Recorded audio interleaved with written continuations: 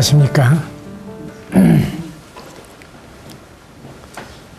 이 여호수아는 정복과 분배의 책이다, 이렇게 말씀을 드릴 수가 있습니다. 그래서 전반에 얼마나 활발하게 동서남북을 정벌하고, 그 다음에 이제 이어서 후반에는 정복과 마침내 그들에게 주시는 교훈을 보여주시고 있는데, 특별히 여호수아서 15장을 보게 되면은 갈렙을 부각시키고 있습니다. 우리가 15장 6절 이하에 있는 말씀에서 그때 유다 자손이 길갈에 있는 여호수아에게 나오고 그니스 사람 여분네 아들 갈렙이 여호수아에게 말하되, 그래서 지금 내 나이 85세로 돼 모세가 나를 보내던 날과 같이 오늘도 내가 여전히 강건하다. 이것은 신체적인 건강만을 이야기하고 있는 것이 아닙니다. 정말 신앙적인 용사다운 표현인 것입니다. 그런데 갈렙에게 맡긴 이 땅을 누가 정복을 하게 되는가? 13절 이하에 보게 되면은 여호와께서 여호수아에게 명령하신 대로 여호수아가 기럇 아르바 곧 헤브론을 유다 자손 중에서 분깃으로 여분네 아들 갈렙에게 주었으니 아르바는 아낙의 아비였더라. 왜 기럇 아르바라고 했는지 우리가 그 전장 14장 마지막 절을 보면 알게 되죠. 기럇 아르바는 바로 아르바는 아낙 사람 가운데에서 가장 큰 사람이었고, 그리고 아낙은 바로 아르바의 자손이 되는 것을 알 수가 있습니다. 이런 아주 거인족에 속하는 그 원주민들을 이제 쫓아내는 것이 15장 14절에 기록이 되어 있는데, 갈렙이 거기서 아낙의 소생 그 세 아들 곧 세세와 아히만과 달메를 쫓아내었고, 거기서 올라가서 드빌 주민을 쳤는데 드빌의 본 이름은 기럇세벨이라. 그래서 이 기럇세벨을 누가 점령하게 되느냐 하면은 바로 온니엘이 점령을 하게 됩니다. 이 사건이 사사기 1장 11절로 15절에 기록되어 있죠. 그래서 이 온니엘이 이제 정복을 한 다음에 그 딸 악사를 아내로 얻게 됩니다. 갈렙의 사위가 된다고 하는 것도 참 영광스러운 일이죠. 옛날에는 이 혼맥이 아주 중요했습니다. 그래서 어떠한 가문과 결혼을 하게 되느냐 하는 데 따라서 지체의 그 신분이 좋은 평가를 받기도 하고, 그렇지 않으면 평가절하되기도 했던 것입니다. 그 퇴계 선생의 일화에 보게 되면 퇴계 선생은 진보이시죠. 그런데 그 부인이 금씨입니다. 그 검은 고금자. 금씨의 따님이 그 퇴계 부인으로 결혼을 하게 됐는데, 금씨 가문에서 상당히 자존심을 내세웠어요. 참 우리 가문이 훌륭한데 이 진보이 씨에게 우리 딸을 주게 돼서 우리가 좀 믿진다 하는 생각을 가지고 있었습니다. 그런데 오늘날 역사는 어떻게 평가합니까? 그 가문에 대해서보다는 퇴계 이황 선생은 한국에서뿐만 아니라 이 주자학, 성리학을 하는 학도들에게 있어서는 정말 공자, 주자와 함께 손꼽는 그 유명한 학자의 반열에 놓고 있고, 그리고 그 후손 가운데 이육사라고 아시죠? 그 훌륭한 시인, 내고장 7월은 청포도가 익어가는 그러한 그 시인이 그의 후손 가운데 태어나게 되죠. 갈렙의 사위인 온니엘, 이것은 믿음으로 쟁취하는 가문입니다. 그리고 악사를 보면 참 이 악사가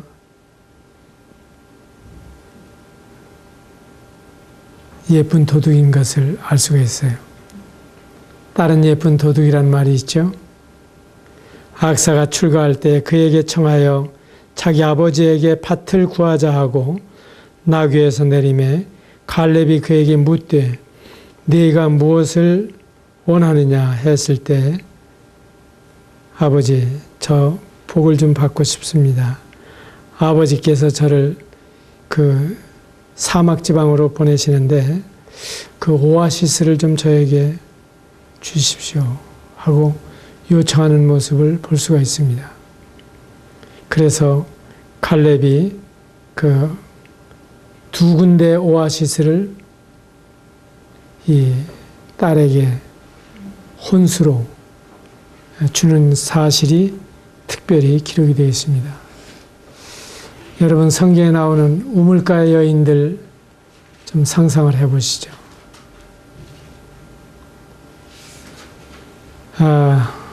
누가 있습니까? 하갈이 그 주인의 곁을 떠나서 죽게 되었을 때 하나님께서 우물을 보이시고 그에게 물을 공급하시죠. 창세기 16장이죠. 그런가 하면 또 우물가의 여인이 누가 있습니까? 리브가라고 하는 아리따운 여인에 대해서 창세기 24장에 말씀을 하시죠. 또 신약성경에서 야곱의 우물가에 있었던 사마리아 여인을 우리가 볼 수가 있죠. 이 물을 마시는 자마다 목마르려니와 내가 주는 물은 마시는 자는 영원히 목마르지 아니하리니 그 속에서 솟아나는 생수가 되리라고 말씀을 하셨죠. 그래서 이 물을 구하는 사람,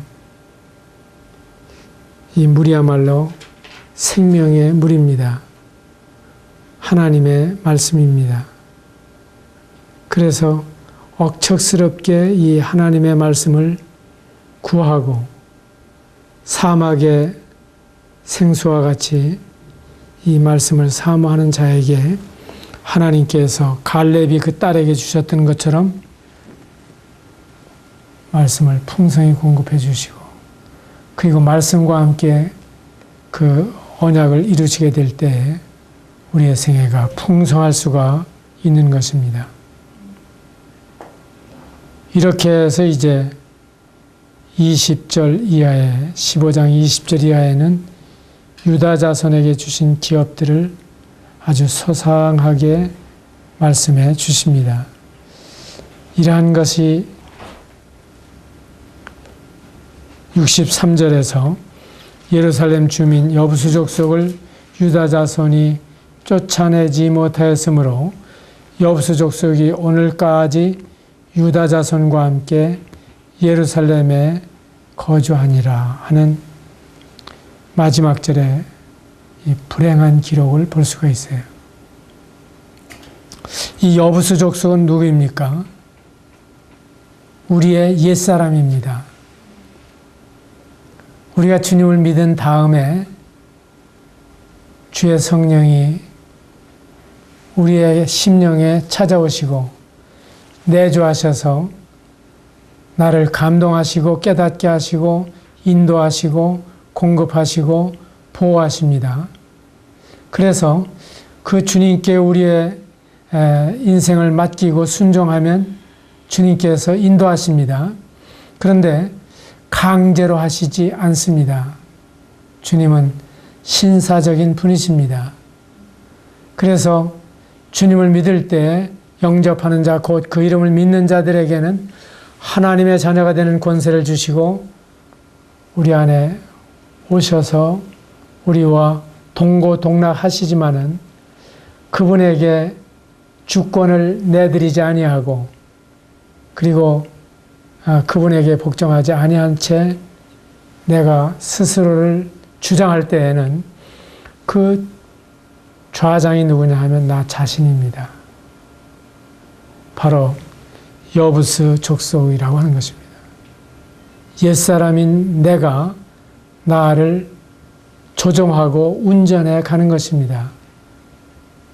그러는 동안에 성령은 내 안에서 근심하십니다. 그리고 성령께서 어떤 감동을 주셔도 그걸 다 소멸시켜버립니다. 무시해버립니다. 그리고 나서 내 고집대로 살아가는 그 삶이 바로 여부수 족속이 지금 이 가나안 땅에서 분명히 하나님께서 우리의 영토로 주셨는데 쫓아내라고 하셨는데 쫓아내지 않은 채 살아가고 있는 모습인 것입니다. 그래서 아담으로부터 물려받은 죄의 성품이 나에게 있고 그 다음에 주님을 믿을 때 내 안에 내주하시는 주님이 계시는데 이 두 자아가 내 속에서 서로 싸우는 것입니다. 인디안들의 표현을 빌리면 흰 고양이와 검은 고양이가 내 속에서 싸운다. 그런 갈등을 느끼죠. 그 갈등이란 말이 참 재미있죠. 칡갈자 등나무 등자입니다. 그런데 칡과 등나무가 얽혀 있다고 생각을 해보세요. 이게 서로 휘감아서 쪼여가는데 제대로 클 수가 없지 않습니까? 숨통을 조이는 구렁이처럼 조여가죠. 그래서 이게 칠기인지 이게 등나무인지 알 수가 없도록 얽혀져 있는 것이 갈등입니다. 그래서 성경에서 두 마음을 품은 자들아 마음을 깨끗이 하라 했을 때 두 마음이 뭡니까? 바로 이러한 상태를 가리키고 있는 겁니다.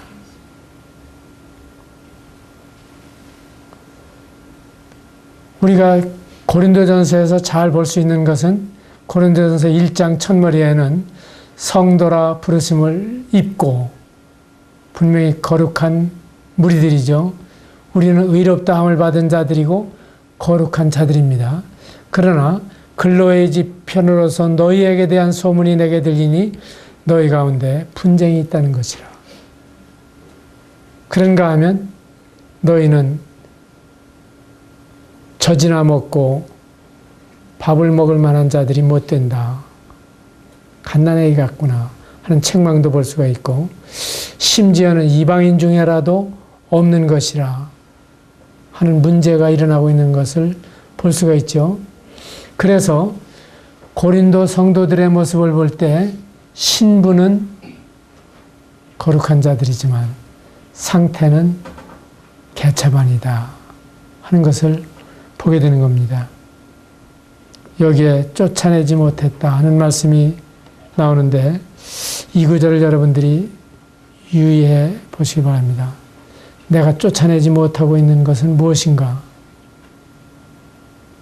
내 습관 가운데, 내 언행 가운데 아직까지도 부정적이고 그리고 세상적이고 어떤 분들은 상당히 아주 어느 점에 있어서는 굉장히 경건한데 어떤 점에 있어서는 여전히 세속적인 음악에 있어서 그렇고 또 언어에 있어서 그렇고 또 어떤 습관에 있어서 그런 사실을 볼 수가 있어요. 어떤 때는 저런 사람이 그렇게 경건하다고 칭찬을 받는 사람인가 싶을 때가 있죠. 바로 우리 가운데에서 쫓아내야 될 부분이 남아있다고 하는 것을 보여주는 것입니다. 그 다음에 이제 16장에 가서 보게 되면은 이 에브라임 자손들에 대해서 말씀해 주십니다. 에브라임이 누군지 아시죠? 요셉의 두 아들이 있었습니다. 므낫세와 에브라임이 있었는데 누가 장자입니까? 므낫세가 장자예요. 그런데 하나님께서 우리를 아시는, 그리고 만대를 아시는 하나님께서 에브라임에게 오른손을 얹게 하시고 므낫세에게 왼손을 얹게 하신단 말이에요. 그리고 그 에브라임 지파가 나중에 북왕국 이스라엘을 건설하는 가장 큰 민족으로 쓰시고, 므낫세는 요단강 동편의 반지파, 요단강 서쪽의 반지파에 기업을 나눠주시는 이러한 사실을 볼 수가 있죠. 하나님이 하시는 일을 우리가 다 이해할 수가 없어요. 에서를 하나님이 야곱을 섬기도록 말씀하시잖아요. 큰 자가 어린 자를 섬기리라. 그런가 하면 르우벤이 장자인데 그 르우벤을 꺾으시고 유다에서 그리스도를 보내시잖아요. 또 요셉의 두 아들 가운데에도 므낫세가 아니라 에브라임을 더 크게 사용하시는 이러한 경우들을 볼 수가 있죠. 그리고 신약성경에 보게 되면은 두 아들이 있는데 큰 아들은 어떻게 했어요? 가겠소이다 하더니 가지 아니하고, 둘째 아들은 실소이다 하더니 뉘우치고 갔으니, 둘째 아들이 더 잘한 거로 나온단 말이에요. 이게 다 하나님의 놀라운 경륜을 우리에게 그림으로 보여주시고 있어요.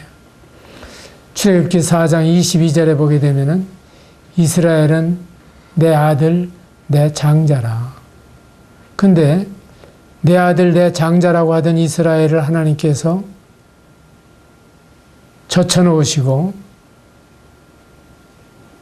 하나님을 인정하지도 않고 금, 은, 동, 절, 목석, 우상에게 절하며, 그리고 각양, 짐승과 곤충까지 나의 하나님이 복을 달라고 빌던 그 이방인들을 하나님이 부르셔서 하나님의 교회로 삼으셨잖아요. 마치 장남을 젖혀놓으시고 둘째 아들을 부르시는 것처럼 부르신 거예요. 이것이 오늘날 하나님의 교회가 누리고 있는 복입니다. 그래서 지금 16장, 17장은 바로 므낫세와 에브라임에 대해서 지금 말씀해 주시고 있는데, 이 다른 지파들에 대해서는 다 한 지파로 말씀을 하시지만 요셉 지파에 대해서는 이처럼 에브라임 지파, 므낫세 지파를 둘로 말씀해 주십니다. 주님이 배나 축복해 주신다 했을 때 바로 배나 주시는 복이 이러한 복입니다. 우리가 엘리야 선지자를 보게 되면은 엘리사가 기도할 때 영감이 갑절이나 제게 임하기를 바랍니다. 그러면 무슨 갑절입니까? 엘리야의 갑절이겠습니까? 오해하시지 마세요. 엘리야의 갑절이 아니라 바로 이 갑절, 그 제자로서 누릴 수 있는 갑절을 말씀해 주시고 있는 것입니다. 요셉 지파에게 주셨던 것처럼 다른 지파 한 지파에게 주셨던 복을 요셉 지파에게는 2배로 주신 거죠. 이러한 복을 말씀해 주시고 있는 것입니다. 17장에 이러한 복을 이들이 받았음에도 불구하고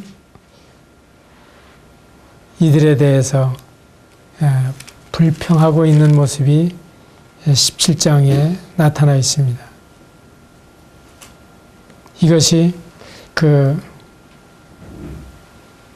말 타면 종두고 싶어하는 그 인생의 모습인 것을 알 수가 있습니다.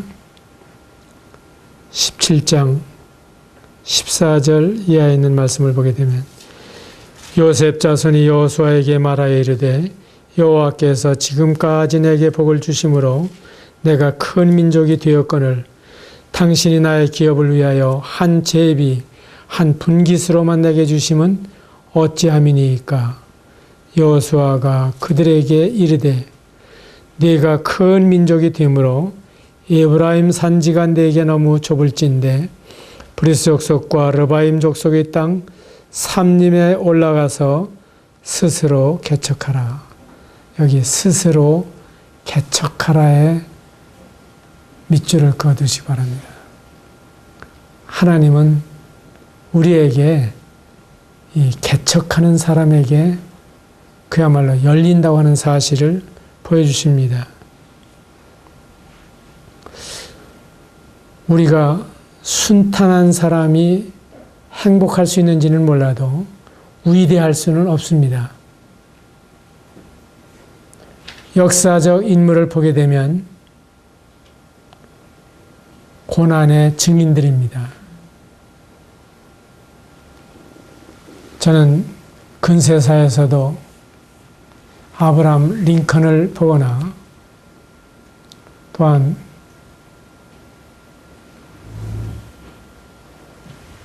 마하트마 간디를 보거나 어쩌면 인생에서 정말 성공한다고 했다고 얘기할 수가 없는 사람들입니다. 마지막에 죽음이 비참했습니다. 그런데 그보다 더 살았던들 뭐 영화로웠겠어요. 아주 피나레를 잘 장식했구나 하는 생각이 들지 않아요?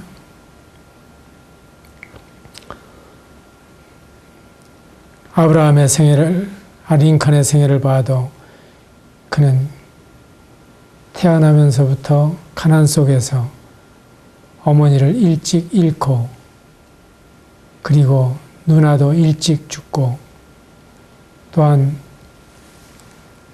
그가 정계에 입문하면서부터 성공보다는 낙선이 훨씬 많았던 그런 역사 가운데에서 꾸준히 초지일관으로 걸어갔던 그 삶이 마지막 미국의 16대 대통령이 되고 그리고 마침내 남북전쟁을 성공적으로 마치고 그리고 암살을 당하는 사건으로 끝나고 있습니다.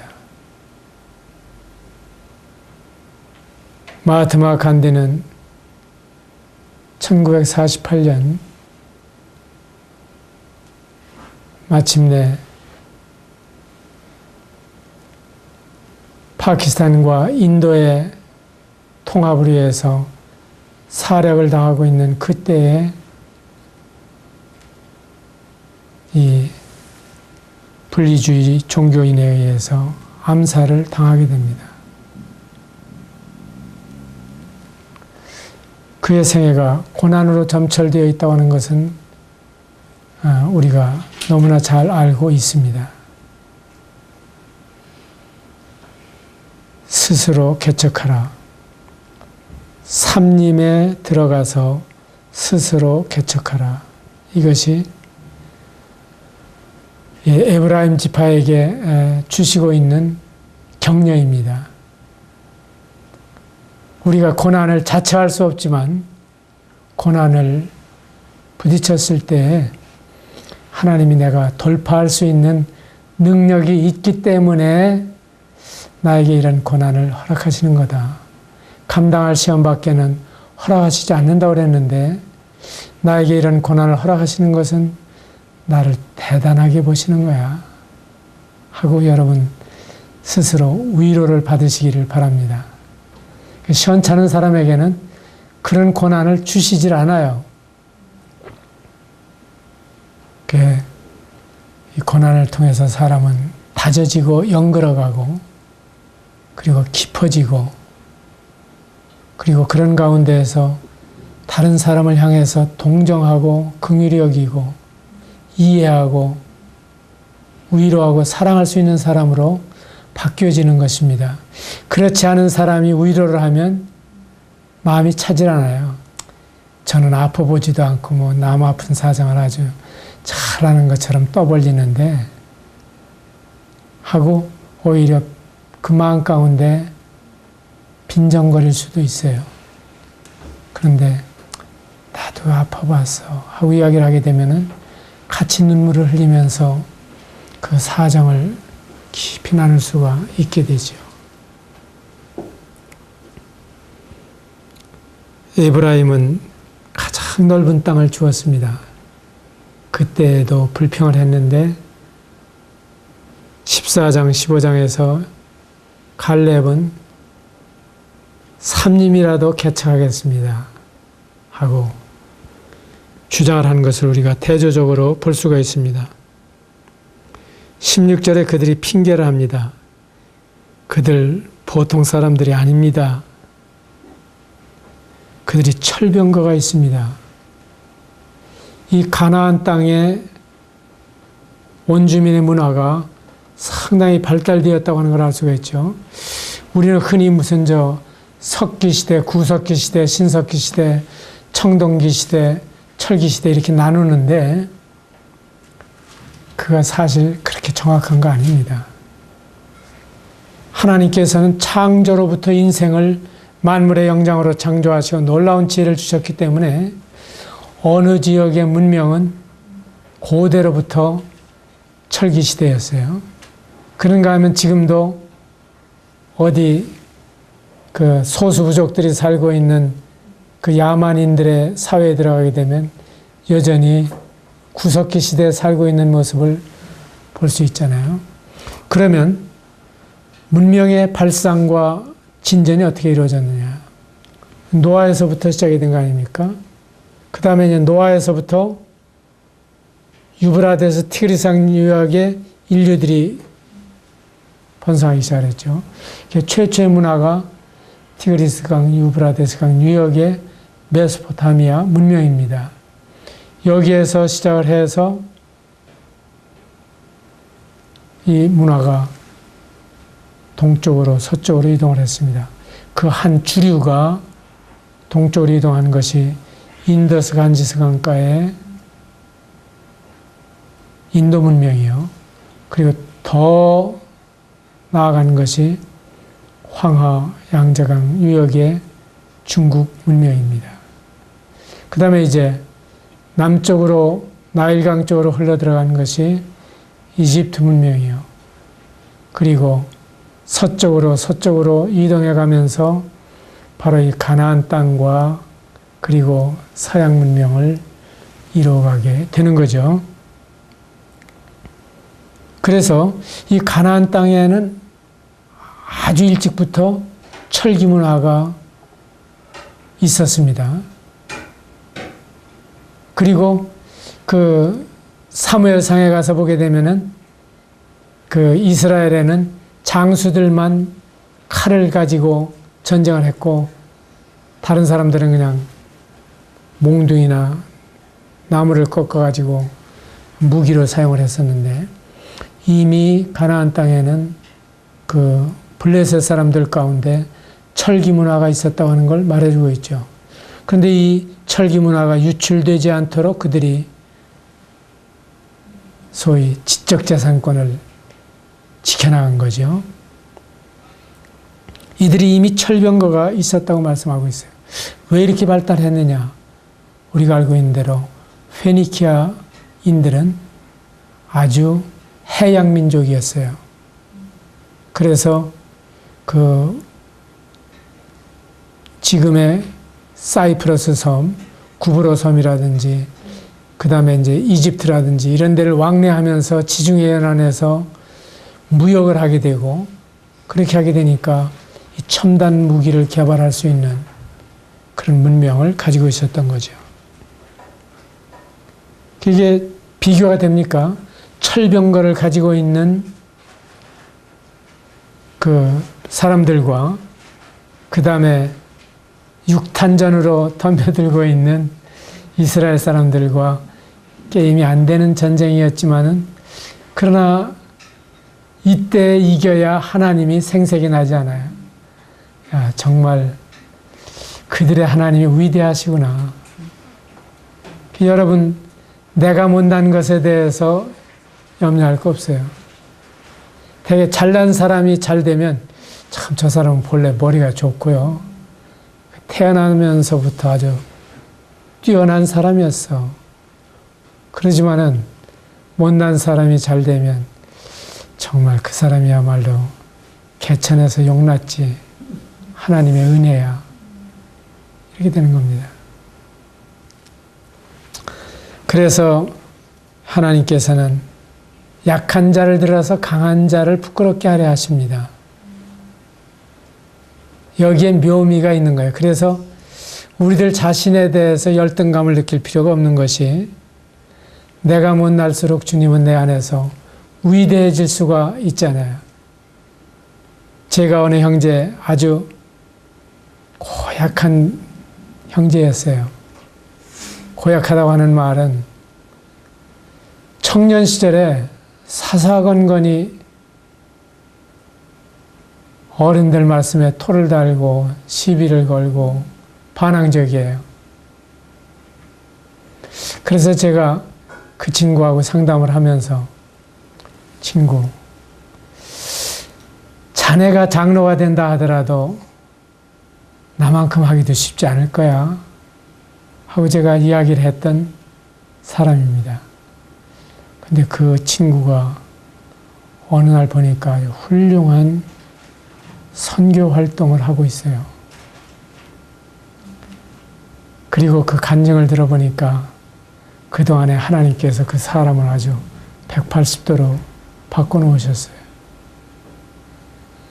그 사람의 간증을 다 듣고 나오는데 제가 등을 두드리면서 하나님이 자네를 쓰시는 거 보니까 못 쓸 사람이 없네 하고 이야기를 했어요.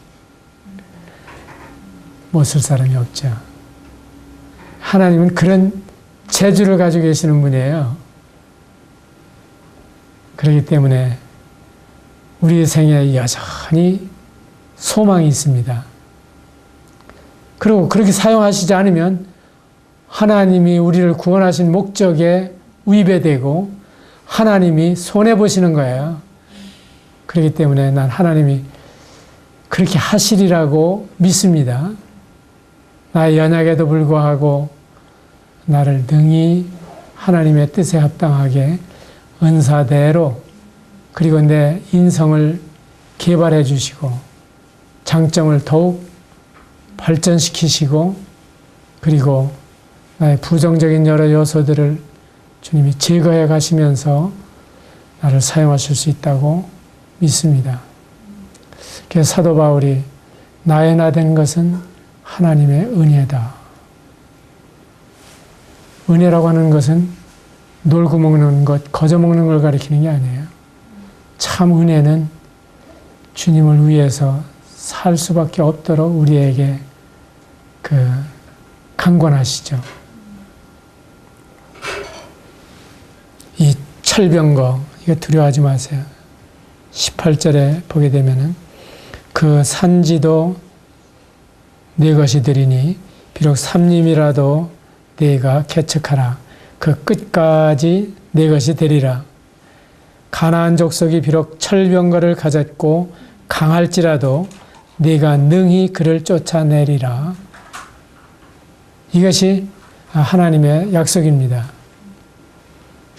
10번 찍어 안 넘어가는 나무가 없다고 하는 말이 있는데 요즘 처녀들은 웬만한 총각들의 프로포즈에 반응을 보이지 않으면서 10번 찍어도 안 넘어가는 나무도 있어요 그러더라고요.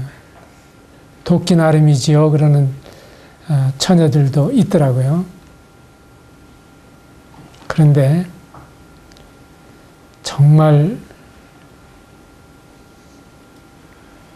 삼림을 잘 개척하는 사람은 40분 동안 도끼질을 하고 나머지 20분 동안은 도끼날을 가는 사람입니다. 그냥 무딘 도끼로 계속해서 찍어대는 사람이 아니라 그 도끼날을 잘 가는 사람이 이 삼림을 개척할 수가 있습니다. 좌우에 나선 어떤 검보다도 예리한 이 하나님의 말씀을 우리가 잘 갈아내면은 어떤 삼림도 물리칠 수가 있고 넘어뜨릴 수가 있고 개척할 수가 있다고 하는 사실을 우리는 성경에서 보여주십니다. 참 14장과 15장은 갈렙의 용감한 백발청춘의 믿음을 볼 수가 있는데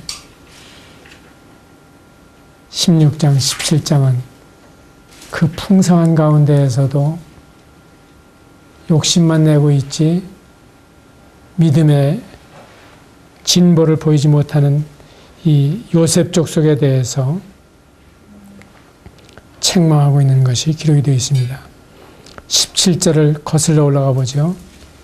너는 큰 민족이요 큰 권능이 있은즉 한 분깃만 가질 것이 아니라 이런 욕심을 내라고 우리에게 말씀하십니다. 요한에슬레는 거룩한 불만이라고 하는 표현을 사용했습니다. 거룩한 불만. 우리가 영적으로 만족할 수가 없어서 좀 더 영적인 삶을 살고 싶습니다. 좀 더 경건하기를 원합니다. 좀 더 거룩하기를 원합니다. 언행심사에 있어서 그러하고 은사에 있어서 좀 더 활용할 수 있기를 원합니다. 이렇게 해서 우리 거룩한 욕심에 끝없게 달려가기를 바랍니다. 다른 사람의 은사에 대해서 부러워하거나 질투하거나 그럴 필요는 없어요. 제일 고단하게 쓰임을 받고 제일 실속 없는 은사가 뭔지 아십니까? 사실은 입을 사용하는 은사다. 이건 소모만 되지 그 육체의 건강이 되지도 않고 그런 은사예요. 그런데 사지백체로 활동하는 그러한 은사들은 영육간에 도움이 돼요. 그리고 그 삶으로 본으로 보여주기 때문에 다른 사람도 많은 감동을 받아요. 히딩크가 같은 불만을 가지고 있다고 하는 이야기를 했습니다. 난 아직도 좀 배고프다. 왜냐하면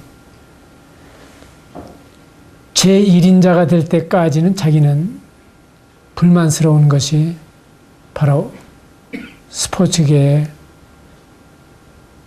욕망들 아닙니까?